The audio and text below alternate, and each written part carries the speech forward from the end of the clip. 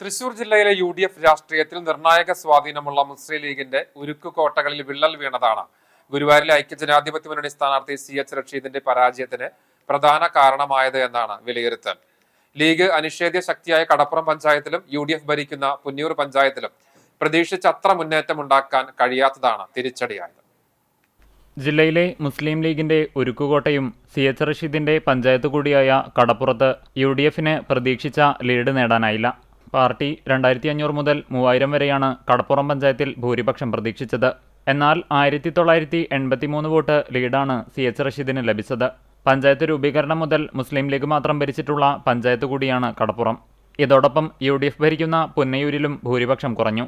പുന്നയൂർ പഞ്ചായത്തിൽ 3000 മുതൽ 3500 ഭൂരിപക്ഷമാണ് പാർട്ടി പ്രവർത്തകർ പ്രതീക്ഷിച്ചത്. എന്നാൽ 2333 വോട്ടിന്റെ ഭൂരിപക്ഷമേ നേടാനായുള്ളൂ. ഈ രണ്ട് പഞ്ചായത്തുകളിൽ ഭൂരിപക്ഷം കുറഞ്ഞത് പാർട്ടി പരാജയപ്പെടാൻ കാരണമായെന്നാണ് പ്രവർത്തകർ വിലയിരുത്തുന്നത്. 2006-ൽ CPMലെ KV അബ്ദുൽ ഖാദറിനോടായിരുന്നു CH റഷീദ് ആദ്യമായി ഗുരുവായൂരിൽ മത്സരിച്ചത്. അന്ന് 12309 വോട്ട് ഭൂരിപക്ഷത്തിലാണ് KV അബ്ദുൽ ഖാദറിനോട് പരാജയപ്പെട്ടത്. UDF കേന്ദ്രങ്ങളിലുണ്ടായ അപ്രതീക്ഷിത വോട്ട് ചോർച്ച താഴെത്തട്ടിൽ വിശദമായി പരിശോധിക്കണമെന്നാണ് പ്രവർത്തകരുടെ ആവശ്യം. ജനാധിപത്യത്തിൽ മത്സരിക്കുക, അതിൽ ജനങ്ങൾ അംഗീകരിക്കുന്ന ആളുകളെ തിരഞ്ഞെടുക്കപ്പെടുക എന്നുള്ളതാണ്. സ്വാഭാവികമായിട്ടും ഈ തെരഞ്ഞെടുപ്പിൽ ചെറിയ മാർജിനിൽ ഞങ്ങൾ തോറ്റിട്ടുണ്ട്.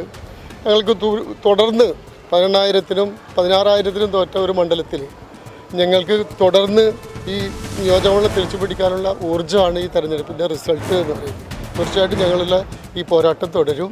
അത് UDFൻ്റെ മണ്ഡലമാണ് എന്നുള്ളത് കൊണ്ട് തന്നെ ഈ പോരാട്ടം തുടർന്ന് തിരിച്ചു പിടിക്കാനുള്ള പ്രയത്നത്തിലാണ് ഇനിയുള്ള നാളുകളിൽ ഞങ്ങൾ പരിശ്രമിക്കുക. UDF LDF എന്നുള്ള നിലയ്ക്കല്ല, ഇവിടെ മതേതര വിശ്വാസികളുടെ ഒരു നാടാണ് കേരളവും ഗുരുവായൂരും.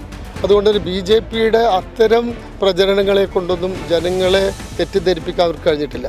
ജനാധിപത്യ വിശ്വാസികൾ എന്നുള്ള നിലയ്ക്ക് മതേതര വിശ്വാസികൾ ഒരുമിച്ച് നിന്ന് ഈ തെരഞ്ഞെടുപ്പിൽ പങ്കാളികളായിട്ടുണ്ട്. BJPക്ക് വലിയ മുന്നേറ്റം ഉണ്ടാക്കാനൊന്നും കഴിഞ്ഞിട്ടില്ല. അതുകൊണ്ട് തന്നെ തീർച്ചയായിട്ടും അത് ഈ വിലപ്പോയിട്ടില്ല എന്നാണ് എനിക്ക് അതിൽ പറയാറുള്ളത്.